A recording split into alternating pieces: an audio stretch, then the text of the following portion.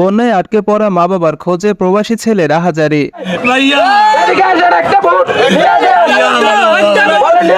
ফেনীতে বন্যায় আটকে পড়া মা বাবার খোঁজে সৌদি আরব প্রবাসী ছেলের আহাজারি যেন থামছেই না।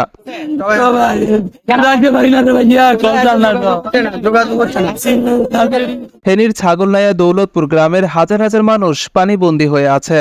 রাত দিন উদ্ধারের কাজ করছে ছাত্র সমাজ। অনেক গ্রামে ত্রাণ পৌঁছানো যাচ্ছে না 5 ফুট উচ্চতা পানি এবং পানির স্রোতের কারণে। পাবলিক 100 লোক আছে ভাইয়া, সিংহনগর গ্রাম মুড়িবাড়ির পাশে। আচ্ছা, ঠিক আছে, টিম নাই ভাইয়া এখন পর্যন্ত। রেস্কিউ টিম নাই, কোনো খাবার নাই, আজকে 2 দিন উপবাস তারা। অনেকেই সহযোগিতার হাত বাড়িয়েছেন, তবে ত্রাণ নিয়ে বিপাকেও পড়েছেন। বোটের সাহায্য ছাড়া ত্রাণ পৌঁছানো যাচ্ছে না। আজকে 7 দিন কিন্তু বাপের বাড়ির একজনও বাঁচাতে পারেন না। ছাগল না কমল মিয়ারে দিকে মানে নিসবারুয়া বেতাগারে দিকে একটা গাড়ি ওঠ দিচ্ছে না। মা বাবা বাইরবো বাড়ির সবাই দিকে একটা দেন। একটা নিসবারুয়া বেতাগারে বলি পারে। আমরা তো ওখানে গিয়েছিলাম একটু আগে, আমরা ওখানে গিয়েছিলাম নিসবা যেখানে বলতেছে ওখানে একটা গাড়ি আমরা আজকে 2 দিন ধরে চেষ্টা করতেছি। নিস্তানুয়া বেতাগা অনেকের প্রাণহানির ঘটনা ঘটছে।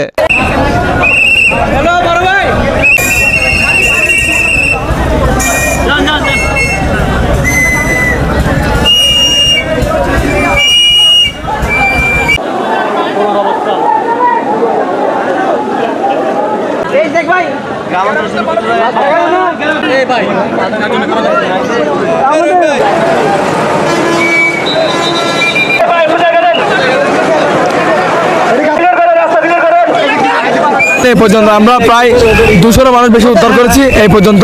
ছাগলনাইয়া এবং অন্যান্য বুড়িগঞ্জ এইসব এরিয়াতে, ধরো যেখানে মানুষ যায় নেই, আমরা যেসব এরিয়াতে গেছি, যাদেরকে পাইছি আমরা উদ্ধার করেছি।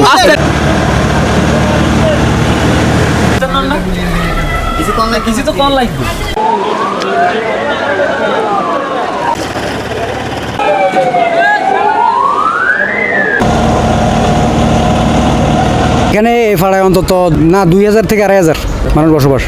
আশ্রয়কেন্দ্র অনেক গিয়েছে, আশ্রয়কেন্দ্র জায়গা নাই, কত যাবে আশ্রয়কেন্দ্রে। খাদ্য তো প্রচুর পরিমাণ দিতেছে, খাদ্য আছে মোটামুটি, সবাই ছাত্ররা সহযোগিতা করতেছে, খানা বাড়ি ঘরে ঘরে পৌঁছে দিতেছে।